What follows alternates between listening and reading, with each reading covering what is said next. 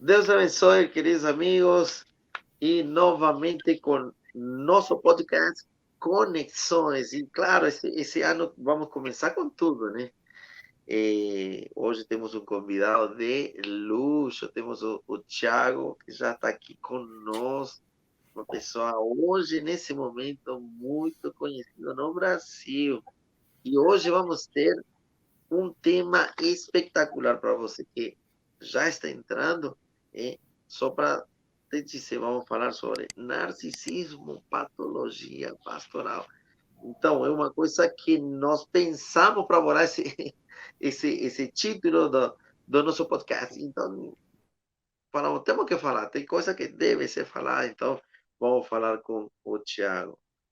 Deus te abençoe, Tiago. Como você está nesse dia? Tudo bem? Tudo bem, graças a Deus, tranquilo. Prazer estar aqui. É um assunto interessante, já me chamaram para falar sobre isso algumas vezes, né? Acho que é um assunto, uma pauta quente, né? Um assunto do momento. Muita gente falando de narcisismo, as pessoas descobrindo que isso existe, né? Claro. E é interessante porque afeta muito a igreja, afeta muito a religião de forma geral, né? Não só a igreja. Na verdade, assim, né? Afeta onde há poder. Então, o narcisista, o psicopata, o condutopata, ele geralmente busca onde há poder. Onde há poder, ele quer um pedacinho, quer um quinhãozinho. Não seja diferente da igreja. Mas antes de entrar no tema assim, já, né? Quem é o Thiago? Thiago Santana, porque a maioria te conhece como Thiago Alicerce lá do Instagram, né? Mas quem é É. o Thiago em si? Então, primeiro assim, lá no Instagram, Thiago Alicerce, é porque quando eu fui fazer a conta, Thiago Santana já tinha vários, né? Ah, tá. Então, como eu sou pastor aqui em Santos, da Igreja Alicerce, no dia eu não tive nenhuma outra ideia. Hoje eu me arrependo um pouco, né? Porque mistura muito com o nome da igreja. Mas, enfim, no dia eu coloquei lá, Thiago Alicerce, aí foi ficando e pegou, né? Eu sou E o pastor. legal é que pegou, né? O legal é que Pegou, pegou. pegou. Eu sou pastor aqui em Santos já há 20 anos, 23 anos. Comecei o Uau. ministério bem cedo, comecei com 16 anos a pregar. Aos 23 eu fui ordenado ao ministério, já tenho então 23 anos de ministério. Eu cresci numa igreja presbiteriana até os 14 anos de idade. Depois eu me envolvi com o pentecostalismo aqui em Santos. Fui aluno e professor do seminário Verbo da Vida, ou seja, aprendi todas aquelas coisas da teologia do Kenneth Reagan, né? Confissão positiva, palavra rema, teologia da prosperidade, essas coisas todas que hoje eu rejeito, repudio, mas isso foi a minha primeira experiência com seminário bíblico. Não dá para chamar de teológico, seminário bíblico, né? Um seminário bíblico. Aí, bem no começo da minha ordenação pastoral, eu comecei a questionar a teologia da prosperidade e os ensinos do Seminário Verbo da Vida. Inclusive, quando o seminário encerra aqui em Santos, porque assim, eu nunca fui da denominação Verbo da Vida. Nunca fui. Eu fui do seminário. O seminário funcionava na minha cidade, na igreja onde eu congregava. Ah, Eu fui aluno do Bud Wright, que é o fundador, né, da denominação, e fui aluno também do Thomas Downson. Isso bem no início dos anos 90, 91, 92. Eu comecei a estudar no seminário com 15 anos. uau. E aí eu fui aprendendo, eu li toda a obra do Kenneth Reagan, em português eu li Kenneth Reagan, eu li Kenneth Copeland, eu li a Oral Roberts, todo esse pessoal da teologia da prosperidade, né? A terceira onda pentecostal, que a gente chama de neopentecostalismo. Né? Toda essa parte aí, que mistura pentecostalismo com confissão positiva, poder da mente, poder das palavras, é uma miscelânea, né? E hoje, mas é uma miscelânea que hoje no Brasil é basicamente a crença o conjunto de crenças majoritária, né? O que muitas pessoas não sabem é que essas doutrinas são recentes, elas têm menos de 100 anos, a maioria delas são contestadas pelos teólogos e pelas outras tradições do cristianismo, né? Principalmente pelas tradições advindas da Reforma Protestante. Praticamente todas as igrejas protestantes rejeitam as doutrinas do neopentecostalismo, e mais aqui no Brasil se tornou a espiritualidade evangélica mais popular, mais comum, até porque ela é muito parecida com a espiritualidade brasileira tradicional, né?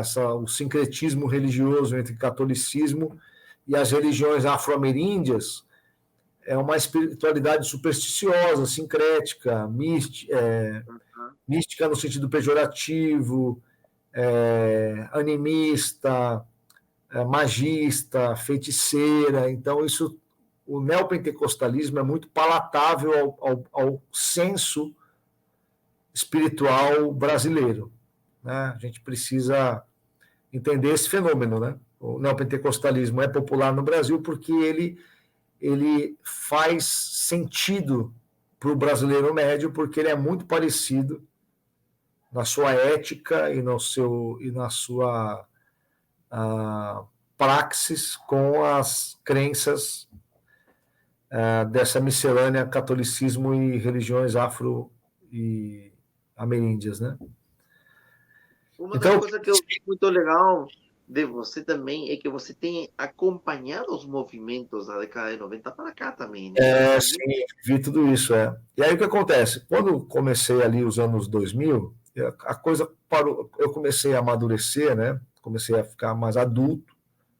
Quando a gente é jovem, a gente prega, a gente canta, a gente fala de Jesus, mas não tem muito entendimento, né? Quando você é jovem, você é uma espécie de um papagaio, você repete o que aprendeu.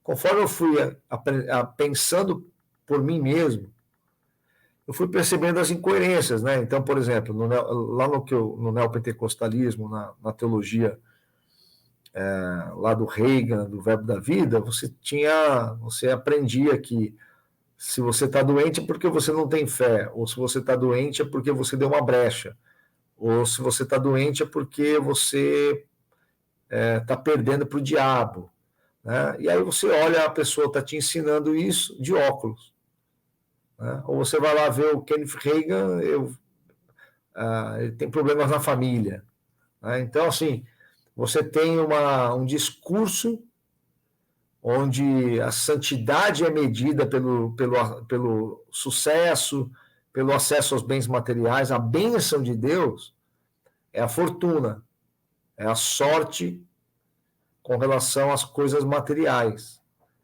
Então, eu fui percebendo que o neopentecostalismo era uma crença materialista, secularizada, promete tudo para essa vida, com pouca conexão com o transcendente. Então, quando se fala do transcendente, é sempre no sentido de merecer o transcendente, comprar o transcendente, adquirir o transcendente. Então, eu fui percebendo que havia uma desconexão entre o que eu pregava e tinha aprendido com o Evangelho de Cristo. Comecei a ler o Evangelho, a estudar o Evangelho. E aí eu fui tendo contato, ali pelo começo dos anos 2000, acho que como todo mundo no Brasil, eu comecei a ter um acesso mais fácil a outras literaturas. Porque até então, dentro da igreja que eu participava, eu só tinha acesso a esse tipo de autor. A gente não era incentivado a ler outras coisas. Existe aquela coisa, certos setores do pentecostalismo, de você rejeitar a teologia. Não os pentecostais clássicos, eles estudam a Bíblia. As igrejas pentecostais clássicas têm escola bíblica dominical, estudo bíblico. Mas uma parte uma parte, o pentecostalismo mais popularesco, e esse pentecostalismo neopentecostalizado, ele rejeita o estudo aprofundado da teologia, mesmo a teologia pentecostal, e substitui isso pela visão ministerial, né? Pela visão ministerial denominacional. Então, eu estava num contexto onde eu não era incentivado a ler outras coisas, né? Mas eu comecei a ler na internet. Eu lembro que eu comecei a baixar em PDF na época. Eu lembro que eu baixei os sermões de John Wesley. Aí eu baixei livros do Arthur Pink, que é um autor reformado no século XVIII. Aí eu baixei coisas para ler do Charles Spurgeon, né, do Jonathan Edwards. E aí eu comecei a ler outras coisas, comecei a ver que aquilo que eu conhecia era pobre, intelectualmente pobre, perto daquilo que eu estava tendo acesso, né? E aí houve todo aquele movimento na internet com sites e blogs, né? Eu lembro do blog Monergismo, que era um blog reformado calvinista. Eu lembro do blog O Tempora Amores, do Nicodemos Dias Lopes, Augustus Nicodemos, né? Às vezes eu misturo. Augusto Nicodemos. Eu lembro de começar a acompanhar o Voltemos ao Evangelho. Então, eu fui acompanhando muita coisa reformada e, ao mesmo tempo, também coisas boas do pentecostalismo também. Né? A gente começou a ter acesso. Então, isso foi me mostrando que eu tinha uma deficiência intelectual. Eu tinha absorvido só a visão ou a cartilha da denominação que eu participava. E aí isso me levou a um processo pessoal eu fui começando a perceber que eu não me encaixava mais onde eu estava. A igreja onde eu estava, ela tinha passado por vários modismos, né? Então teve o modismo pentecostal reteté, com profecia, gente girando. Teve o modismo do terno e as pessoas caindo, né, quando o Benihim veio no Brasil. Aí teve todos os modismos que você pode imaginar, né? Todas as ondas. Aí a onda a unção do riso, depois todo mundo caindo no chão. Foi vindo, né? Todas as ondas iam vindo. Depois teve a onda da batalha espiritual e a caça aos satanistas. E havia os modismos, né? Depois teve o modismo do dente de ouro, do pó de ouro, e tarará. Aí depois, por último, a igreja aderiu ao movimento da adoração, né? Então a igreja começou a participar. O movimento celular também, né? Depois, primeiro a igreja se aproximou do Danduque, lá de BH. Som da Chuva, Fogo e Glória. Eu era um dos pastores da igreja, fizemos parte ali da mesa redonda do Danduque, junto lá com todo aquele pessoal, né? O David Quinn, o Antônio Cirilo, o Ricardo Robortella, Judson de Oliveira, toda essa aí, né? E eu participei de... Você acompanhou todo esse movimento dessa época? Acompanhei bastante. Gostava muito de ouvir o pessoal de Pato Branco, Filhos do Homem, né? Uhum. Ainda hoje, de vez em quando, eu às vezes converso com o Cris Batiston pela internet. Então, eu participei muito disso. Aí depois, por conta de estar nesse movimento, a igreja identificou que queria trabalhar com células. Aí fomos conhecer o MDA, depois fomos conhecer o G12, aí fomos conhecer o M12, aí de final, lá em 2006, a igreja começou a se envolver com M12, com o René Terra Nova. E aí foi a minha grande crise, porque eu comecei a achar aquilo tudo muito maluco, porque o René Terra Nova é muito doido, né? É muito doido, né? Aquelas coisas lá. É engraçado, lá em Manaus, eles têm aquela coisa do boi, do garantido e o caprichoso, né? Eles têm uma cultura de alegorias, né, e tal. E isso na igreja do M12 tem também. Gente fantasiada de ouro, arcas da aliança gigantes, né? aquela coisa, aquela mistura de judaísmo com neopentecostalismo, com a estética do boi, né? A estética lá do evento do boi. É engraçado isso, né? É muito engraçado. Não, mas é engraçado. E aí, quando eu comecei a ver, né? Porque eu fui no encontro com Deus, fui no reencontro, aquela coisa toda. E quando eu comecei a ver o que rolava ali, eu falei, meu Deus, isso aqui é muito louco. E é lógico, muita gente gosta, porque quando a pessoa não tem muito repertório, ela gosta. Como eu tinha repertório, porque assim, eu sou formado em administração de empresas, e assim, atuei na área de logística e comércio exterior. Então, assim, eu atuei na área comercial, eu fui executivo comercial, fui gerente de comercial de empresa, eu fui gestor de departamento comercial, depois eu fui gerente comercial, depois eu fui diretor comercial de terminal de logística, né? Então, assim, trabalhei atendia as maiores empresas do Brasil, atendia todo o setor de café, de carnes, os exportadores de carne, né? JBS, Minerva, vários frigoríficos, né? Atendia o setor químico, né? Braskem, Ródia, atendia a eletrônicos, LG, Sony, tal, né? E atendia os armadores, que são as empresas donas dos navios, Maersk Line, Hamburg Süd, MSC Shipping Company, a CMA CGM, por aí vai, né? COSCO, China Shipping. Então, como eu trabalhava na área comercial, eu estudei, por exemplo, microexpressões, estudei rapport, estudei programação neurolinguística, para usar no trabalho, para fechar contrato. O trabalho até exigia isso, né?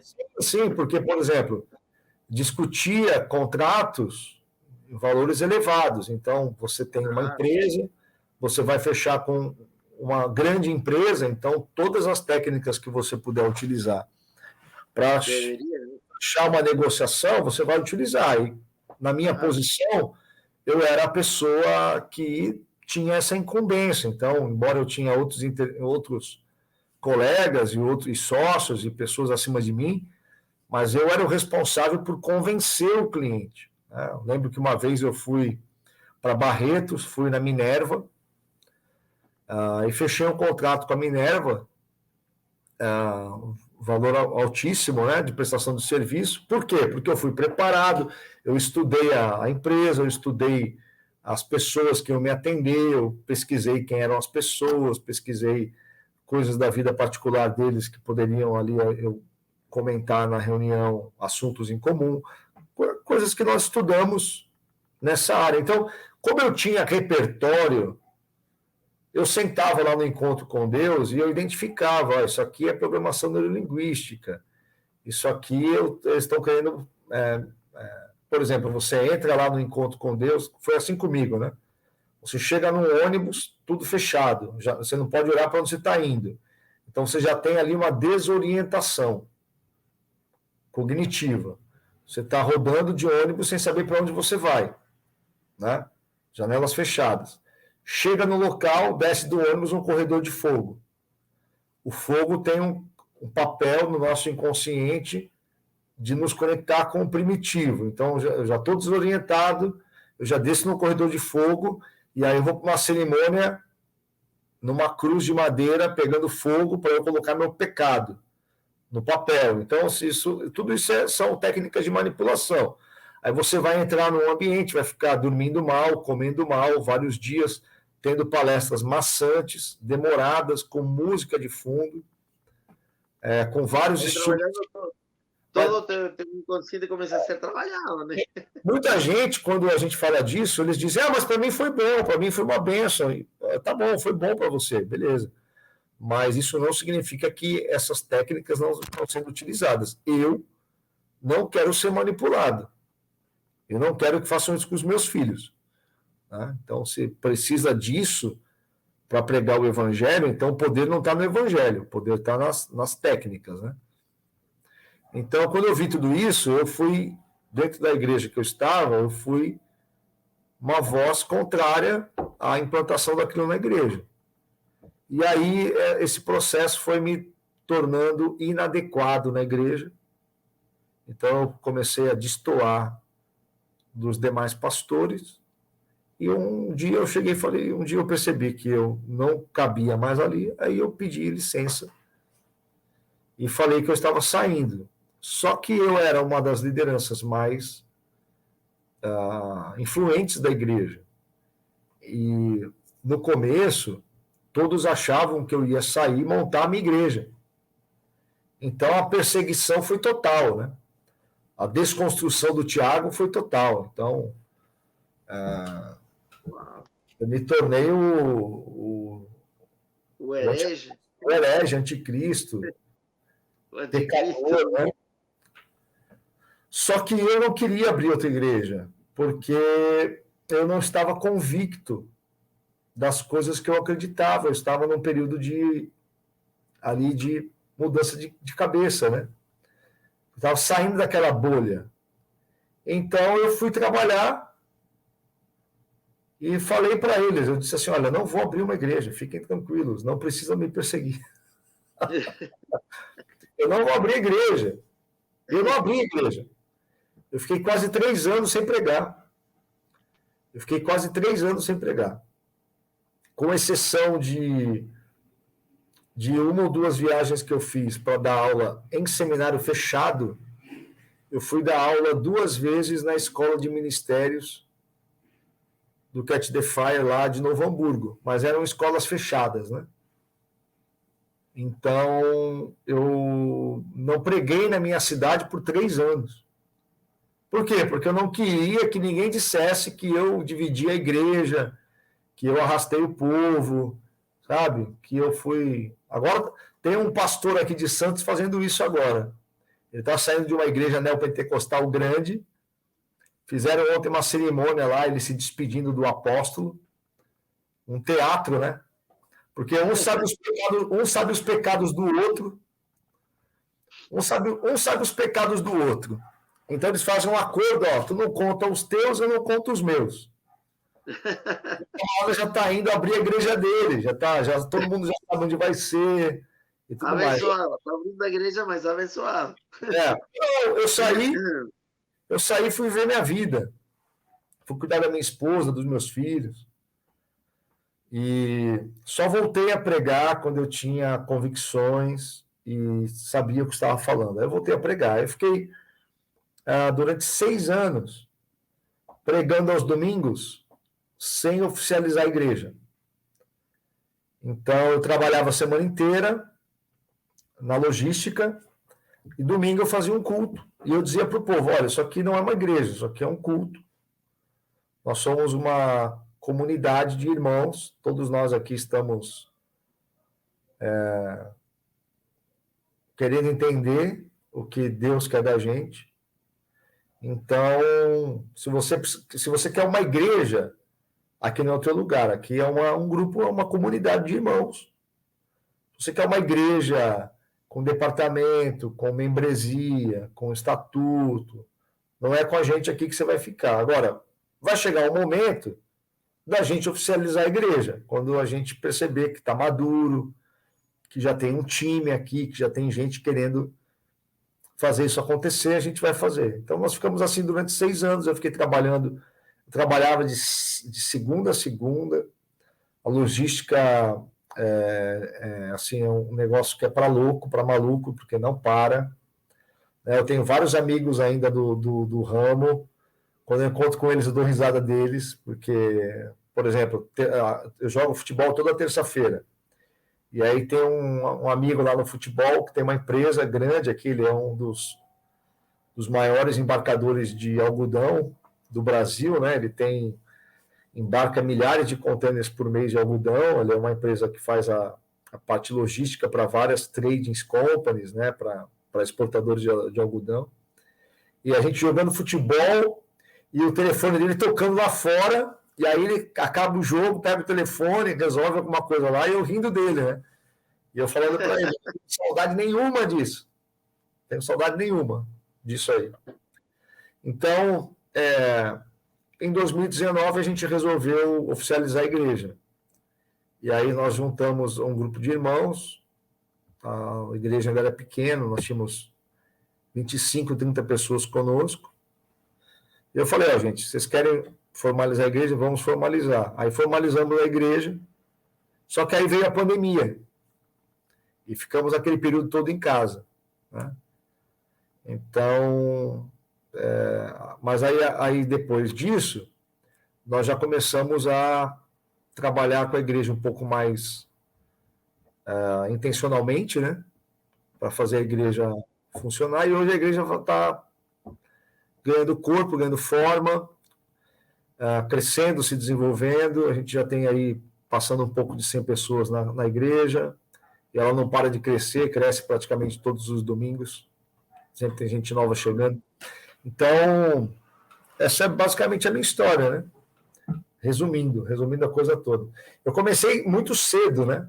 Eu preguei muito em favela, hospital, presídio. Passei minha juventude pregando. Meus melhores anos foi pregando o evangelho. Graças a Deus, né? Graças a Deus.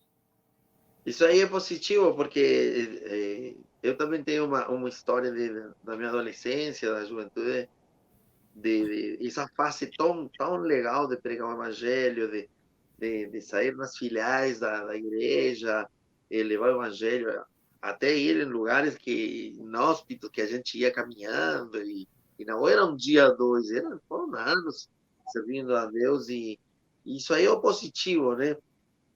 Que é o lado verdadeiramente de serviço onde a gente tem forjado no nosso coração também, né? Isso aí eu vejo em Sim. você. E hoje, agora que, vamos dizer, nesse momento, né? Como estávamos falando, que você tem se transformado verdadeiramente em um João Batista, uma voz que clama no deserto, né? E tem outras pessoas que diz que são João Batista, ou que diz que tem uma palavra profética de autoridade, mas não é bem isso, né?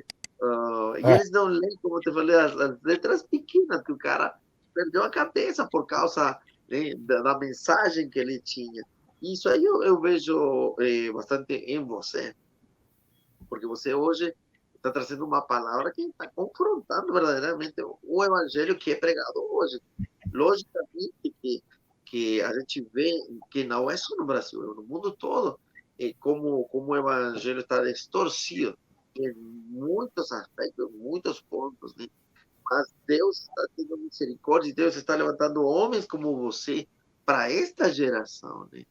Para trazer essa verdade, e para que isso possa ser espalhado. Hoje, uma das armas que eu vejo que você tem usado é as redes sociais, que tem um alcance que nós não sabemos, né? A gente não tem uma métrica total da onde que vai isso. Mas isso aí é tremendo. Queria te fazer uma pergunta. Uma coisa que só fazendo um comentário, né? Assim, eu não gosto de dizer que eu me acho um João Batista. E também, assim, o que eu faço hoje tem ganhado relevância nas redes sociais, mas eu só estou dando continuidade a muitas outras pessoas que já faziam isso antes de mim. Por exemplo, aqui mesmo na minha cidade você tinha o Natanael Rinaldi, que tinha a revista Defesa da Fé, circulava no Brasil inteiro.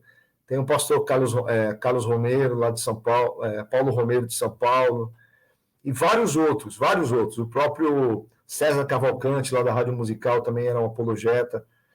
É que no Instagram eu acabei crescendo rápido, e agora muita gente que não falava dessas coisas indigestas começou a falar, porque começou Isso a ver aí que... é verdade. Isso aí é verdade. Então, eu já percebi isso há um tempo já, que os camaradas vêm nos meus temas, pescam os temas e reproduzem. Não tem problema, tá bom assim. Mas, então eu penso que, embora talvez eu tenha tido algum papel aí pioneiro, tenha sido mais no contexto do Instagram, né? Assim, dessa coisa de rede social, Instagram. Porque no Facebook, no YouTube, já tinha gente fazendo também, né? E eu gosto bastante. Eu me adaptei bem com a linguagem do Instagram. Eu ainda preciso aprender a fazer YouTube. Eu tenho um canal no YouTube, mas tem poucos inscritos. Meu Facebook tem poucas pessoas na página. É mais no Instagram que eu aprendi a lidar ali com o algoritmo, com a linguagem e tal, que a coisa foi, né?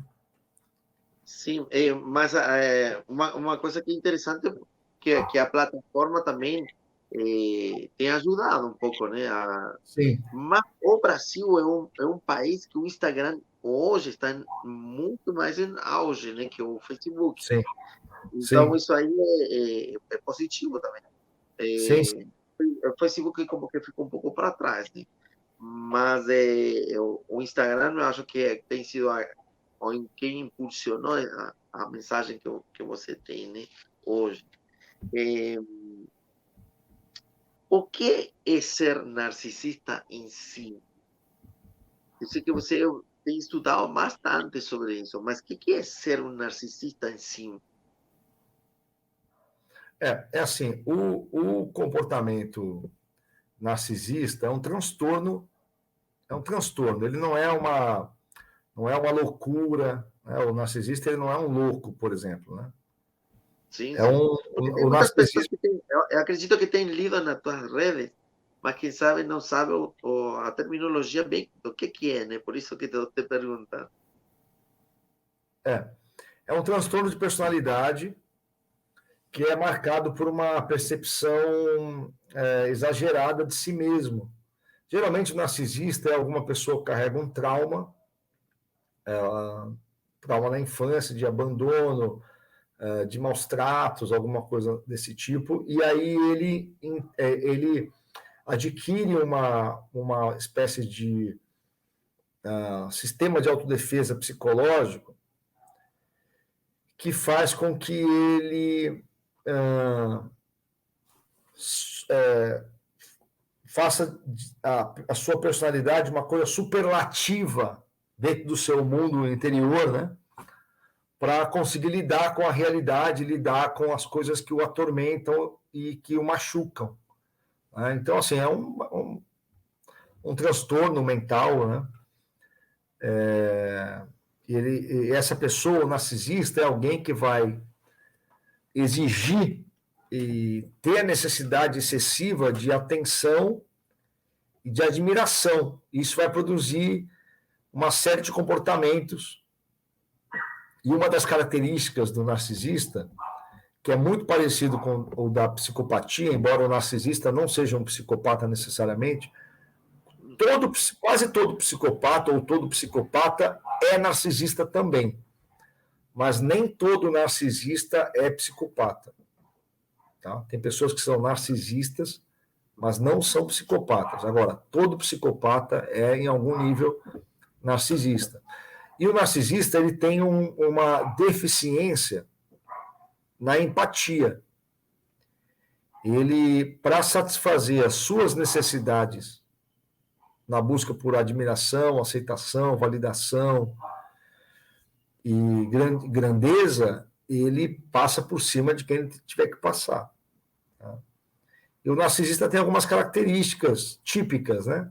Existem, na psicologia, na psiquiatria, existem pessoas e estudos só focados no transtorno de personalidade narcisista.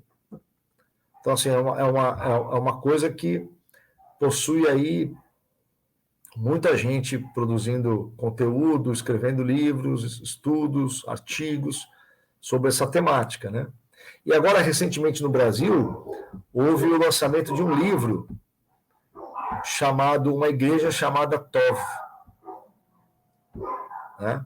Esse livro ele foi escrito por conta dos acontecimentos lá na igreja, a igreja de Willow Creek, lá nos Estados Unidos, que era uma igreja enorme, famosíssima, referência mundial, e o líder dessa igreja, o pastor, líder dessa igreja, Bill Hybels, ele foi acusado e foi comprovado vários abusos, desde abuso sexual, adultério, abuso moral, abuso de autoridade. A igreja foi assim escândalo, da mesma forma que ela era considerada uma referência mundial em excelência organizacional, em crescimento, em técnicas de crescimento, em modelos de ministério, porque todo narcisista é muito eficiente. Eles são muito eficientes, muito produtivos, eles dão muito resultado, eles são muito assertivos, né? O problema é que eles vão deixando um rastro de destruição de pessoas ao longo do caminho para conseguir produzir toda essa grandeza. E aí,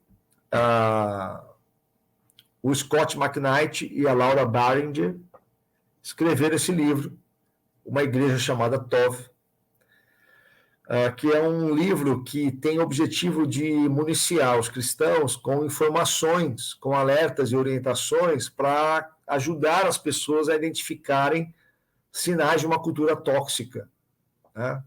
Esse livro está em português. Esse livro é fácil de achar em português? Muito fácil, muito fácil. Tá. É lançamento aí, tem em todas as livrarias. E muita gente andou divulgando esse livro. Um outro livro também que eu recomendo é o livro Contra o Sistema, da Tamires Garcia. A Tamires Garcia é uma moça que hoje mora nos Estados Unidos, é uma líder de louvor, mas ela ficava aqui pertinho de mim, aqui em São Paulo. Eu conhecia os pastores dela, conhecia o pessoal que maltratou a Tamires, né? Inclusive, ela várias vezes esteve aqui em Santos, na minha antiga igreja, e ela escreveu um livro chamado Contra o Sistema, Desmascarando o Espírito de Jezabel.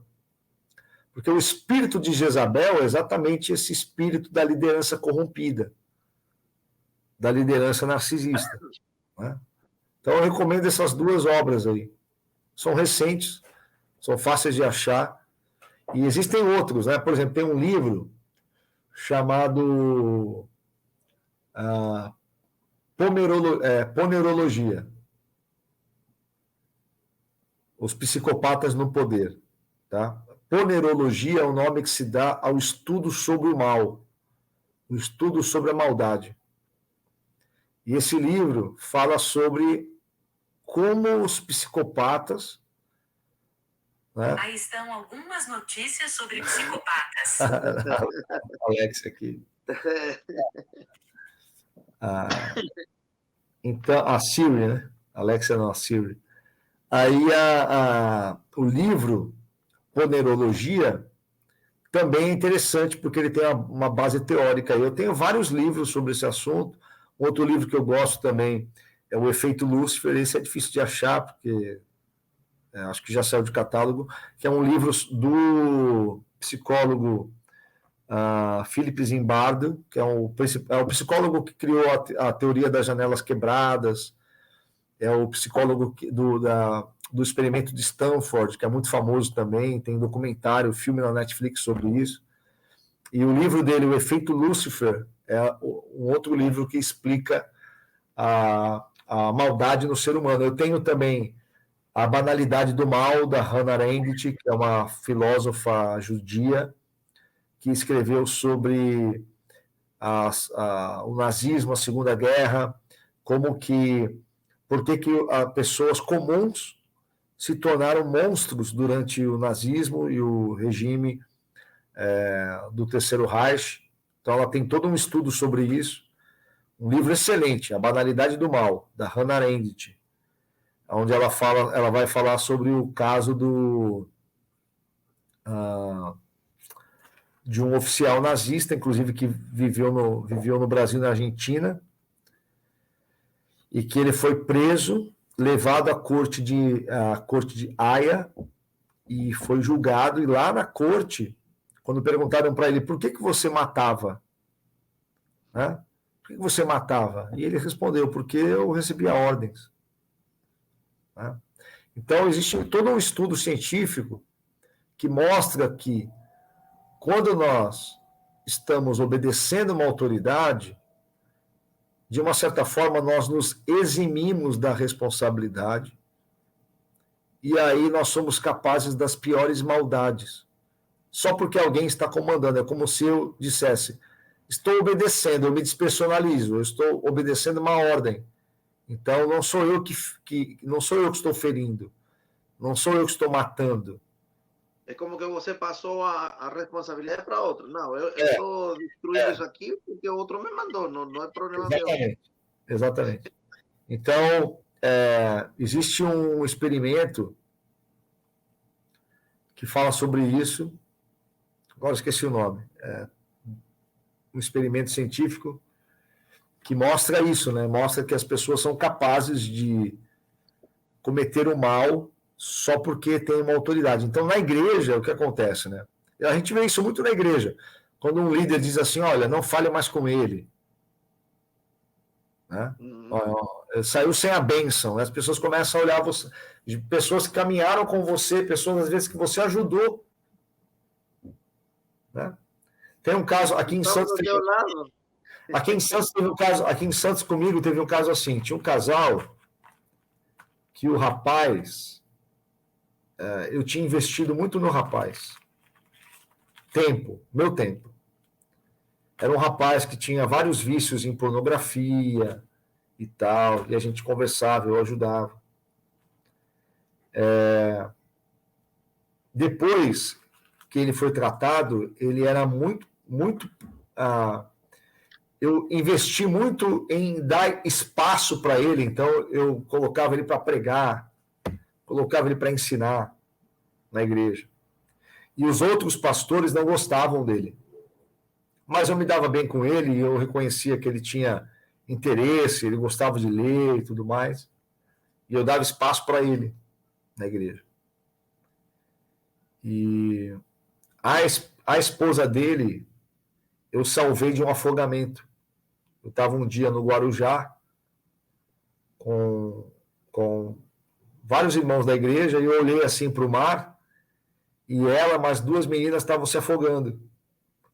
E eu estava com meu filho brincando assim na água e vi elas se debatendo, e o afogamento é muito rápido, né? Sim. Como nós somos de Santos, e o mar de Santos é uma baía, é um estuário, né? É a junção da água do mar com o rio. Então, a praia de Santos é calma, porque ela é uma baía de água salobra. A água nem é azul em Santos, ela é esverdeada, porque ela é misturada com água doce. Né? Por onde entram os navios e vão para o porto. O porto não é no oceano, o porto é nesse braço de rio que encontra com o mar. Né? Já o Guarujá é praia oceânica, tem muita onda, buraco, então é outro tipo de geografia. Então, quando alguém sai de Santos e vai para o Guarujá, tem que se adaptar ao mar, é diferente, entende? É muito difícil se afogar em Santos, mas é muito fácil se afogar no Guarujá. Principalmente se você entra no mar achando que você está na lagoa, que é Santos, chega lá, é um mar agitado, então as meninas estavam se afogando, eu peguei uma prancha de surf, chamei um outro rapaz comigo, a gente nadou rápido e eu consegui salvar as meninas. A esposa desse rapaz e duas meninas. Nós salvamos, colocamos uma prancha, viemos trazendo elas até a beirinha d'água e tal. E até no dia eu brinquei com elas. Eu falei assim, ó, eu salvei a vida de vocês. Vocês nunca mais podem falar mal de mim, ficar contra mim. Nunca mais. É gratidão eterna. Eu salvei vocês, vocês iam morrer. Iam virar comida de peixe. Ainda brinquei assim com elas. Pois bem, esse casal que eu investi tempo no rapaz, que eu ajudei, tudo mais, a moça que eu tirei do mar, ia morrer, né? Foram uma das primeiras pessoas que viraram a cara para mim. Mas por quê? Porque, assim, quando você sai, né, você deixa um vácuo de oportunidades. Então, uma coisa que eu percebi é que as pessoas que eram minhas amigas, os meus amigos, né, os meus parceiros ali de ministério, ficaram mais preocupados em herdar o que eu tinha deixado de vácuo. A vaga que ficou, vamos dizer. Porque se preocupar comigo. Mas isso para mim foi excelente, eu amadureci muito com isso. Né? não tenho mágoa nem raiva de ninguém. Mas, então, assim, por que isso acontece? Exatamente porque a autoridade e o poder, eles têm muitas camadas, conscientes e inconscientes, que vão interferir no funcionamento de nós, seres humanos, enquanto grupo social, e também enquanto pessoas, né? Indivíduos. Então, você tem ali pessoas mais carentes, elas são mais propensas a uma submissão servil, porque elas são ávidas por reconhecimento, por validação, né? Elas são muito propensas à desindividuação. O que é desindividuação? É você se desindividuar, é você deixar de ser indivíduo para se tornar parte daquele grupo. E aí você abre mão da sua identidade, da sua personalidade, da sua individualidade, para se adequar ao grupo, né? Eu posso pertencer a um grupo, eu posso fazer parte de um grupo sem essa relação doentia, né? Por quê? Porque eu posso manter meu pensamento próprio, eu posso manter um certo distanciamento seguro, né? Eu posso manter uma intimidade saudável, né? Uma obediência baseada em acordos prévios, em consenso, né? Ou eu posso me tornar a pessoa que obedece sem questionar, aceita tudo sem nenhum acordo, abre mão do pensamento próprio, aceita todo tipo de lavagem cerebral e sugestão psicológica. Então, tem a maneira sadia e a maneira torpe de você lidar com as coisas, né? Infelizmente, o mais comum, né, é a maneira adoecida de tudo isso. Essa é a maneira mais comum das coisas acontecerem, né? A manipulação, né? A manipulação em si das pessoas, né? Ou até onde elas se deixam manipular também, né? Sim, porque é muito confortável você ter alguém dizendo o que fazer. Né? É muito confortável. Assim, eu lido muito com pessoas na internet que me procuram buscando uma direção. E eu nunca dou direção para ninguém. Eu dou as ferramentas, né? Na minha igreja local aqui em Santos, quando as pessoas chegam querendo ter essa relação imatura com a igreja, elas não ficam com a gente. E eu já cheguei para pessoas e disse assim, olha, você tem um perfil mais assim parecido com a Lagoinha, com a Bola de Neve, sabe?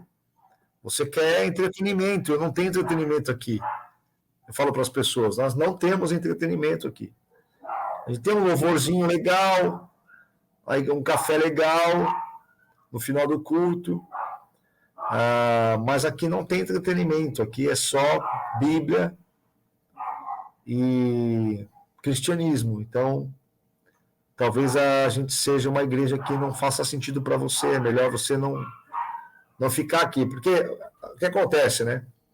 Às vezes a pessoa sai chateada de uma igreja assim e ela vem me procurar porque eu estou na internet falando sobre o neopentecostalismo, falando sobre as falsas doutrinas, mas aí quando ela chega na alicerce, ela quer trazer coisas da espiritualidade dela, ela quer apagar as luzes, pintar a parede de preto, gelo seco, né? Então, eu tenho que explicar assim, olha, aqui é uma igreja para adulto. A gente não tem muitas essas coisas aqui. Eu não tenho nada contra, entende? Claro. Nada contra. Mas é que a pessoa, como que ela se acostumou a isso, e quando ela vai para uma igreja, né, que vamos dizer que está dentro dos parâmetros de uma igreja, vamos chamar normal. Antigamente você tinha uma igreja adulta, séria, bíblica, no domingo. E no sábado, você tinha a igreja de jovens. Né? Uma coisa mais diluída para ser mais palatável ao jovem, porque a ideia é o seguinte, a gente baixa o nível para se comunicar com o jovem, mas depois o jovem vai vir para o domingo. Né? Hoje não, hoje a igreja virou o sábado. Né? As igrejas viraram o culto de sábado. Isso que você está falando é verdade. Porque nossa reunião de jovens era sexta, quando éramos jovens, adolescentes. Mas sábado e domingo era um culto normal de pregar a palavra. Né? Hoje a igreja tá totalmente infantilizada. As pessoas de 40, 50 anos... Desculpa pelo meu cachorro aqui. Não deu tempo de eu levar ele para outro lugar. Hoje a igreja está tão infantilizada que as pessoas de 40, 45 anos, você tem que pregar para elas como você pregava para adolescentes 20 anos atrás. Se você pregar para elas como você pregava para adulto, elas não conseguem acompanhar. Impressionante. Tem mudado, né? A igreja mudou muito. Eu vejo que nesse tempo, mais nas igrejas neopentecostais, né, que até as mensagens são mais carinhosas, não é uma palavra aquela palavra que era para a igreja, com profundidade bíblica, teológica. Isso aí é muito real. Eu morei em São Paulo e eu também vi vários tipos de igrejas que eu fui, e isso aí é certo, que a igreja, assim, né, tem mudado a sua forma, mas também é porque tem mudado os pastores, a forma de lidar com o povo, né? E como estávamos falando, eles também começam a impor um pouco, vamos dizer, a visão deles, né? A visão deles já não é mais uma visão bíblica em si, senão que é uma visão que eles dizem que Deus deu para eles, né? E dentro disso aí já começa essa manipulação por trás. Todas essas coisas também que você escreve muito bem, descreve muito bem nas tuas redes sociais, para os amigos que de repente nunca entraram nas tuas redes, nos convidamos para que possam dar uma olhada, né? E sim. também eu acho que o pessoal vai se sentir identificado. Uma coisa que eu queria comentar com você que eu fiz, falando de narcisismo, de líderes narcisistas, né? Quando você faz uma publicação, eu fui para ver quem escreve as pessoas embaixo. Eu fui ver lá e tomou o tempo de ler de alguns posts. Mas, assim, 99,9% eles não são só de um lugar, são de N lugares. Pode ser um povoado, pode ser uma cidade intermediária, uma cidade grande, pequena, mas todos concluem no mesmo. Por isso que eu comecei a pensar, gente, isso aqui é grave. É grave. A gente tem que enxergar, tipo, é como se, gente, está acontecendo algo muito ruim. E as histórias lá que te escrevem nos comentários, breves histórias do que as pessoas têm passado, e a maioria conta uma história com um líder, com o perfil que você diz, que está comentando. Seja um Reels, ou seja um post criativo que você faz, ou um carrossel que você faz, o comentário deles é muito similar nos casos. E se você vê o perfil das pessoas que escrevem, não são a mesma pessoa. Não moram nos mesmos lugares. Eu costumo dizer o seguinte, né? Que tudo isso, né, que eu descrevo, que eu comento, é uma cultura. Entende? É uma cultura. O neopentecostalismo, que é assim a espiritualidade que que dá origem a tudo isso. Porque, assim, o que as pessoas precisam entender é que quando você permite que as falsas doutrinas sorrateiramente penetrem na igreja. Então, por exemplo, a teologia da prosperidade. Né? O que tem por trás da teologia da prosperidade? Não é só a questão de prometer dinheiro em troca do dízimo e da oferta. Não é só isso. É atrair as pessoas por causa do dinheiro. Essencialmente. Né? Essencialmente é isso. Atrai as pessoas por causa do dinheiro. Então, se atrai as pessoas por causa do dinheiro, você tem um público que está ali buscando o dinheiro. E isso vai produzir uma igreja, né? Vai produzir uma comunidade que tem afetos e desejos e sentimentos diferentes da mensagem do evangelho. E aí o que acontece? Aí você vai criando toda uma cultura, né? Você vai criando toda uma cultura, e aí é natural que a isso sejam adicionadas outras coisas. Então, com isso vem o carreirismo eclesiástico, com isso vem a igreja com esse formato empresarial, e aí, se você tem uma empresa de religião, cujo posto de liderança máxima é financeiramente muito recompensador, isso vai se tornando o objetivo de muitos que estão embaixo da estrutura. Aí é todo um efeito em cadeia, então você deforma o todo por conta que você tem o centro da espiritualidade posicionado na coisa errada. Então, o neopentecostalismo ele tem muito essa característica de ser uma espiritualidade materialista. É uma espiritualidade secular. É o reino de Deus aqui, agora, para eu viver aqui. Então, o que eles vão ensinar? Olha, se você for fiel, Deus vai te abençoar e o reino de Deus vai começar agora para você, na forma de sucesso, conforto, acesso aos bens de consumo, né? Só que isso causa uma distorção da espiritualidade, porque o amor ao dinheiro é a raiz de todos os males. Isso corrompe o caráter, corrompe os afetos, corrompe tudo, todos os aspectos da nossa crença. Né?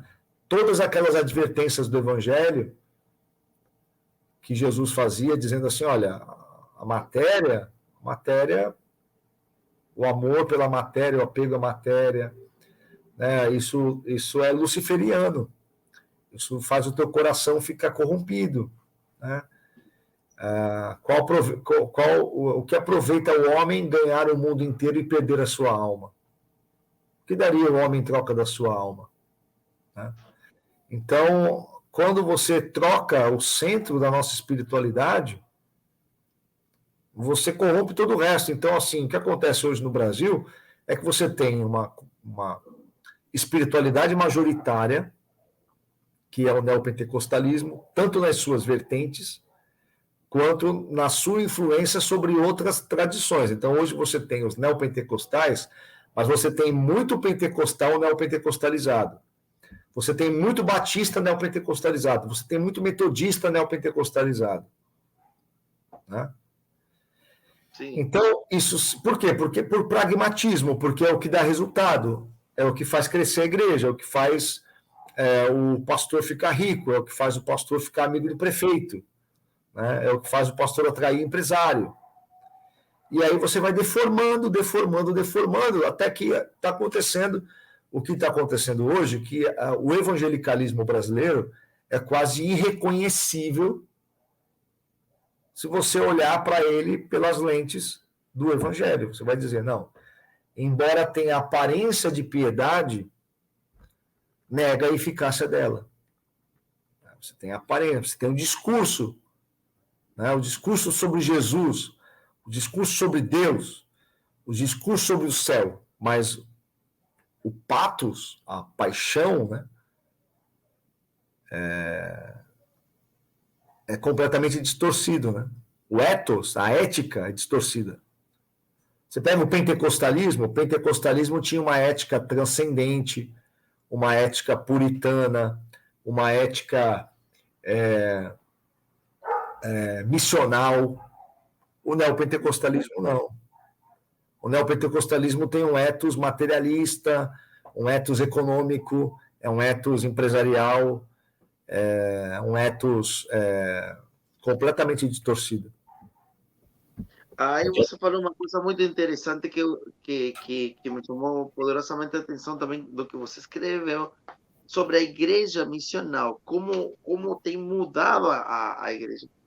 Já teve pastor que me falou, que eu perguntei, eu sou curioso, né? Eu perguntei, aqui na tua igreja não dá para fazer missões ou para fazer um trabalho de missões, para ganhar pessoas e, tipo, tendo recursos, não estou falando de uma igreja que não tem. Não, nós não somos uma igreja missionária. Tipo, qual que é a tua missão? Tipo, colocar telão de LED, cadeiras confortáveis, não é investir em vidas, em pessoas, em ir. Então, é que aí você estaria tirando também o alvo da missão dele, né? Porque tem que entreter as pessoas, dar um conforto, né? Um conforto. Mas É muito mais importante você ter uma cadeira de cinema do que você levar a palavra aonde não conhecem, né? É triste isso. E você vê que o mesmo Brasil hoje, você também deve ter bastante contato das missões do Brasil hoje. Quanto hoje está precisando a missão a igreja missionária do Brasil? Sim. Tem os ribeirinhos, o Brasil todo está precisando, não é que não. Está precisando e precisa de investimento, mas não tem. É verdade. É verdade. É porque a igreja ela está ensimesmada, né? Ela está muito ensimesmada. Assim, eu, por exemplo, eu não tenho estrutura própria. Os nossos cultos aqui da Igreja Alicerce, eles acontecem aqui no auditório que eu alugo aos domingos. A gente tenta fazer a igreja com uma estrutura barata, né, para não ficar tendo que pressionar o povo toda hora pedindo dinheiro, né? Uma coisa nossa aqui, né? Eu não sou contrário à igreja ter boa estrutura, de jeito nenhum. De jeito nenhum. Mas, assim, uma coisa que eu sempre falo, né? Uma coisa que eu falo bastante nas redes sociais é que Deus não unge estruturas. Deus unge pessoas. Né? Deus não morre por estruturas. Deus morreu por pessoas. Né? Então, quando você tem a estrutura esmagando as pessoas, ela perdeu completamente o sentido. Então, a gente precisa reequilibrar isso. Por que a igreja tem um telão de LED de R$1 milhão, mas o orçamento dela para missões é mínimo? O orçamento dela para... Algumas nem tem, outras não tem nada. Não tem nada. Então, assim, precisa encontrar o equilíbrio nisso. O próprio povo precisa começar a dizer assim: ei, pastor, nós não queremos esse telão de R$1 milhão, nós queremos alcançar os perdidos.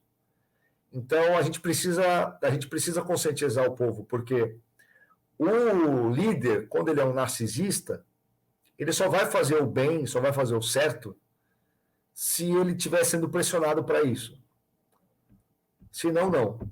Então, a única forma de você lidar com essa gente é conscientizando o povo. Só assim, só conscientizando o povo. E você vê que até onde que é o negócio, porque tem muito missionário hoje também, que ele é tratado de mendigo. Ele tem que ir pelas igrejas, pode apoiar o nosso projeto. E bom, de sim, repente recebe uma oferta, assim, mas não é uma igreja que as igrejas dizem, cara, eu gostei, explica melhor para nós. Uau, queremos te apoiar. Porque isso não está no coração, tipo, não faz bem para o que eu quero, né? Para onde eu estou apontando. Como sim, estávamos falando anteriormente, estão mais preocupados por gerar movimentos que simplesmente sejam atrativas para as pessoas não ir embora. E exatamente. geram eventos especificamente só com o nome de que estamos servindo a Deus e que estamos ganhando alma para Jesus. Mas no final da estadística, de um ano, não ganharam ninguém. Era o mesmo povo que foi como um entretenimento. Pode É, ser que venha um grupo de pessoas, mas não foi um investimento em vidas, em pessoas, em ir e alcançar, não só o povo brasileiro, como está falando, sino fora.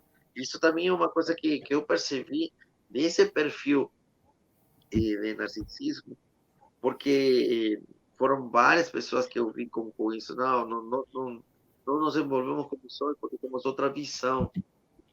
Não era a visão principal de Jesus e pregar o evangelho a toda criatura. Tipo, aí é que eu também fiquei pensando, né? Como que eles não querem que aconteça o que a palavra diz, eles não querem fazer. Estão mais preocupados por manter aquele grupo de pessoas que também querem manter o seu status ou sua vida social, né? aham, Isso é. aí eu não sei se você tem visto isso também, né? Sim, sim. Você pode ver que, por exemplo, o que acontece muito, né? Acontece muito aqui na minha cidade. Por exemplo, quando abriu aqui a igreja da Lagoinha, ela já abriu com centenas de membros. Por quê? Porque a Lagoinha é uma marca nacional, uma É, marca conhecida nacional, e ela abre a igreja e ela recebe a migração de todos os membros das outras igrejas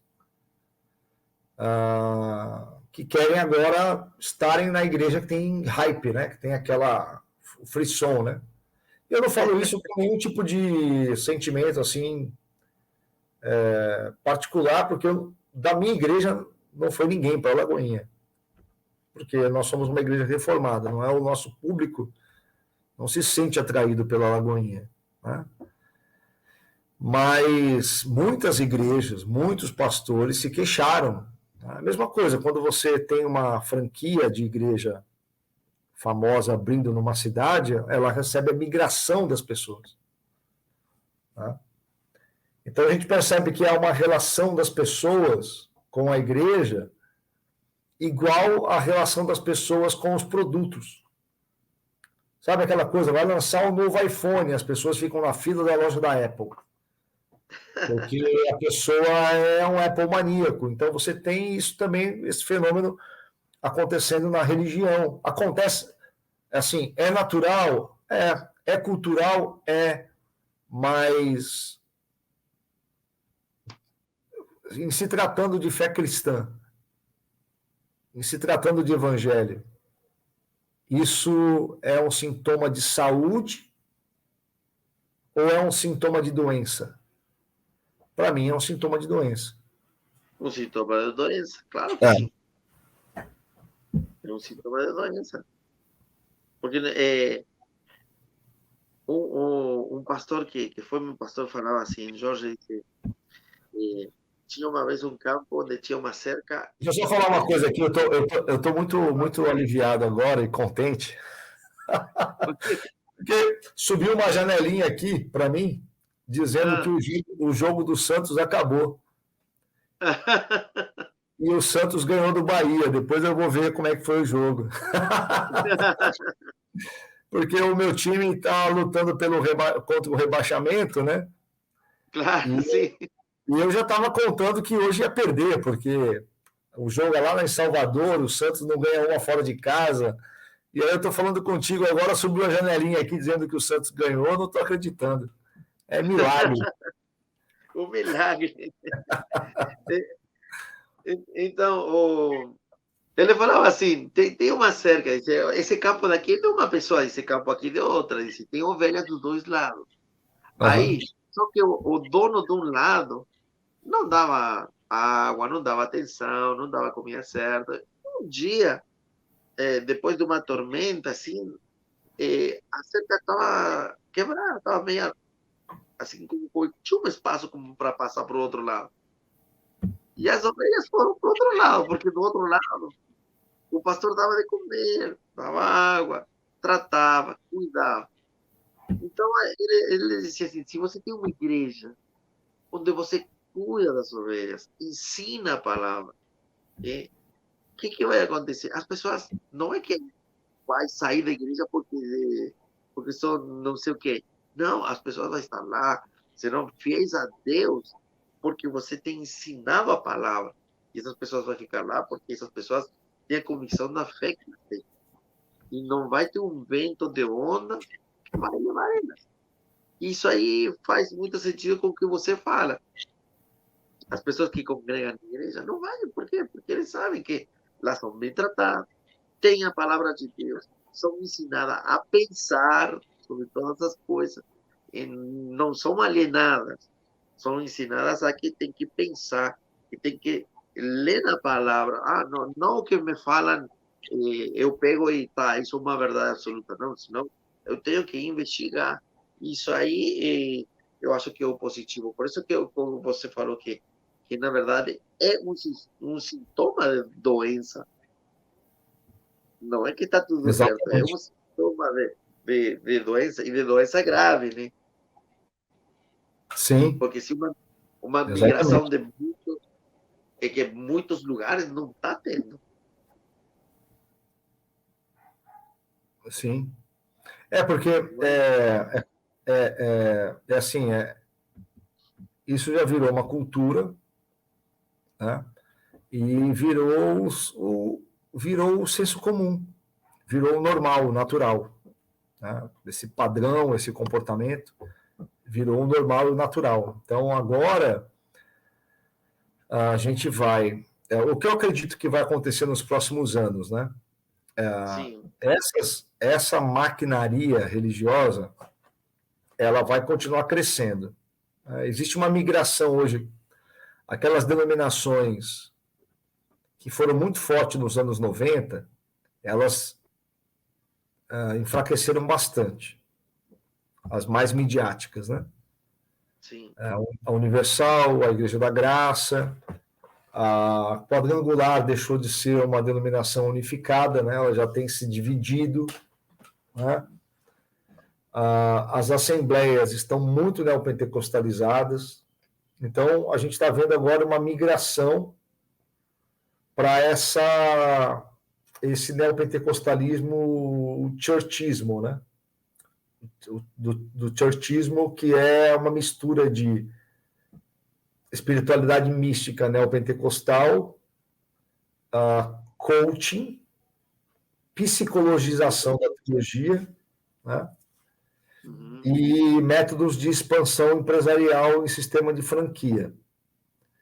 Então, nós vamos ver nos próximos anos isso crescer exponencialmente. Qual o resultado disso?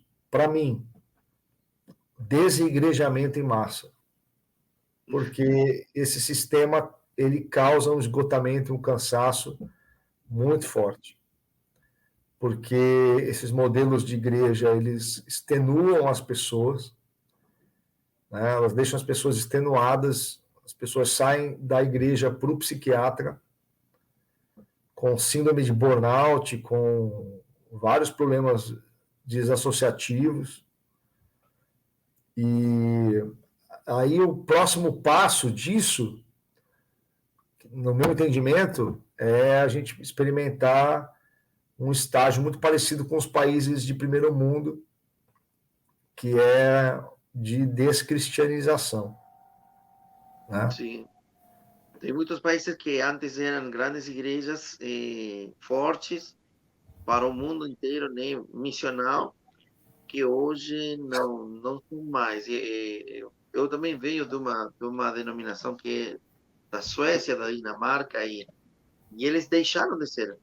uns 30 anos atrás, eles eram uma outra coisa, totalmente diferente, em todos os sentidos.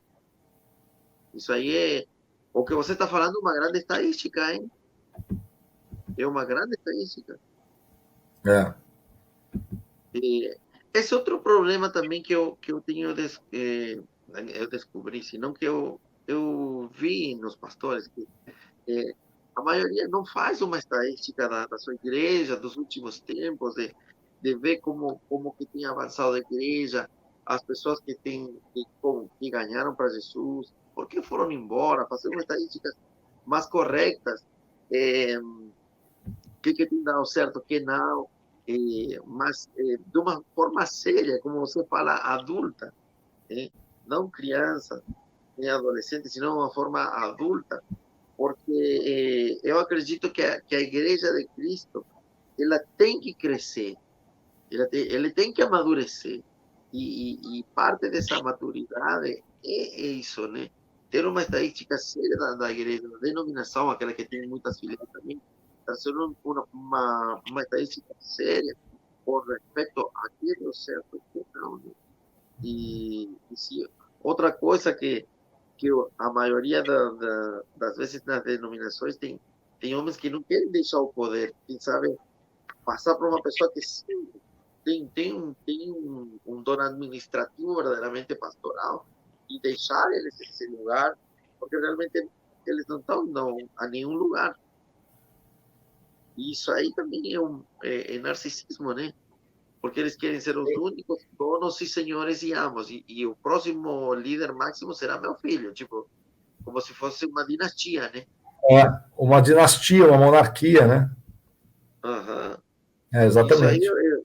eu acredito que as igrejas sérias têm que fazer uma boa pesquisa, um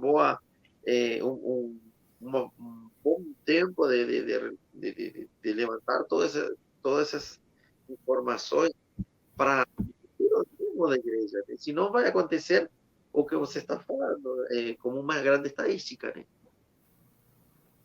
Sim. Isso aí vai ser uma realidade.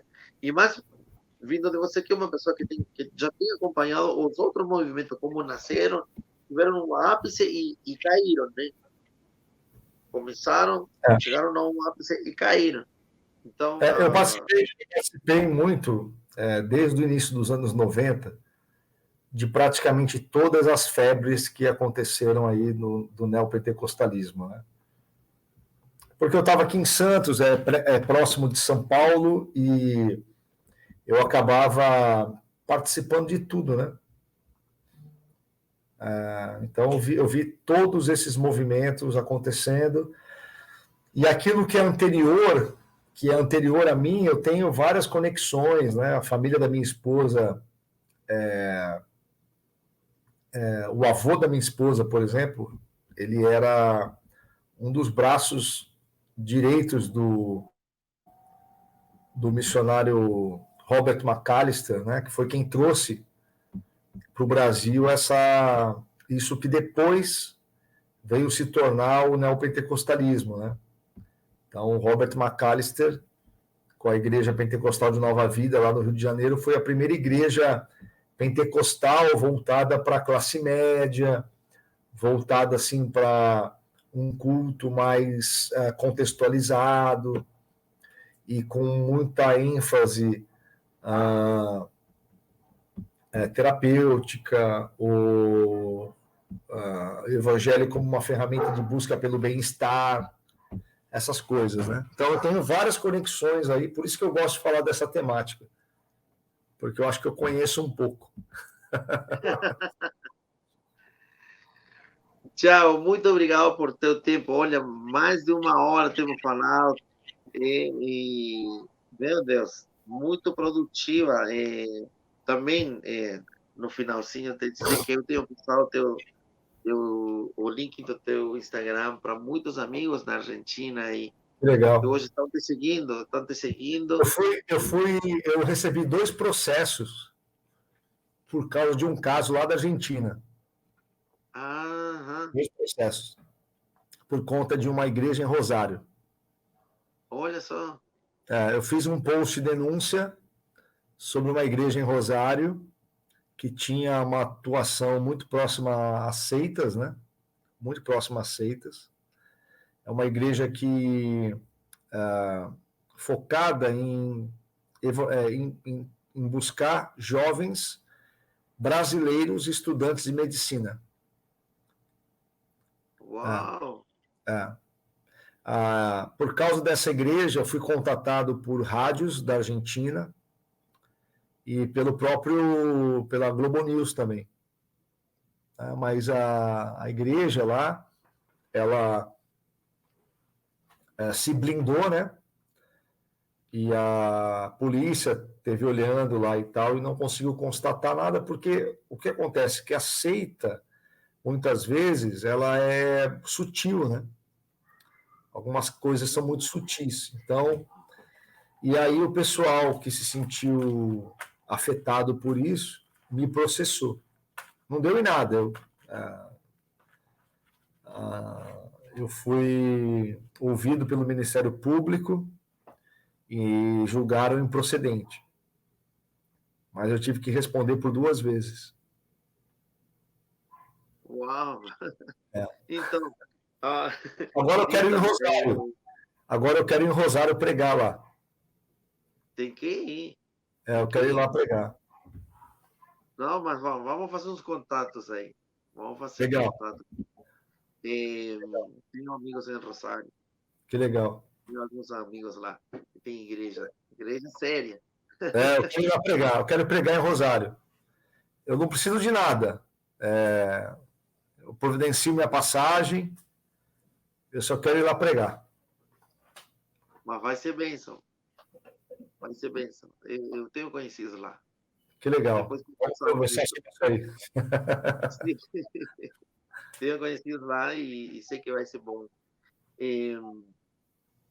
Como estava te falando, tenho passado para muitos amigos assim o link do teu Instagram e vi como eles também têm pensado, uau, que tremendo isso aqui, e tem um pensamento muito parecido com o teu.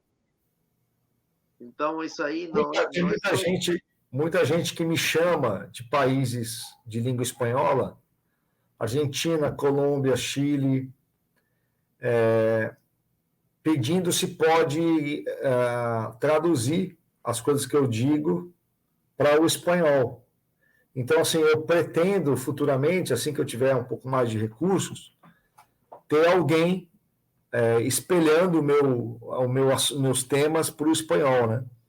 Hoje eu não consigo fazer isso ainda, porque praticamente tudo que eu faço sozinho. Mas a hora que eu tiver condições de ter uma equipe produzindo, né, eu vou começar a produzir também pensando no espanhol. É um desejo que eu tenho. vai ser bênção. Vamos conversar disso também. Tá bom. Vamos conversar sobre isso. Tchau, muito obrigado. Deus te abençoe. Muito agradeço. Obrigado, Jorge. Para mim foi um privilégio ter você. E eu sei que isso aqui vai ser uma grande amizade que Deus tem colocado, hein? Que legal, com certeza. Eu sei Tamo que junto. Deus vai fazer coisas grandes com você também, não só na Argentina, sino em outros países que eu conheço. Que legal, vamos sim, bora. Uma palavra final tua para as pessoas que vai ver o podcast. Legal. Olha, eu queria dizer o seguinte, que a fé em Jesus é a verdade que ilumina todas as coisas. Então, por mais que a experiência religiosa, a experiência na igreja, a experiência com algum contexto cristão tenha sido negativa, foi negativa porque aquele contexto estava desconectado do evangelho. Ele não estava reproduzindo o que Jesus ensinou. Então, se você identifica que perto de onde você está não existe uma versão saudável do Evangelho de Cristo sendo pregada, não faça disso um motivo para você desistir da igreja. Faça disso uma razão pela qual você deve se esforçar em provocar a plantação de uma igreja no contexto onde você está. Esse é o nosso desafio. A resposta para uma espiritualidade evangélica e cristã distorcida é a plantação de igrejas saudáveis e bíblicas. Essa é a nossa resposta. É assim que a gente responde. Responde com igreja, responde com pregação do evangelho, responde com Bíblia, responde com ensino, responde com pastoreio cristão bíblico. É assim. Não desanimem. Não desanimem. Arregassem as mangas e vamos trabalhar. Amém, amém. Não se esqueçam de se inscrever no nosso canal, aí deixar teu like, deixa um comentário aí na caixinha do que achou desse podcast, dessa entrevista com o Thiago, pode escrever aí na caixinha e, logicamente, compartilha com seus amigos. Que Deus abençoe vocês. Será até o próximo podcast. Tchau, tchau. Tchau, tchau.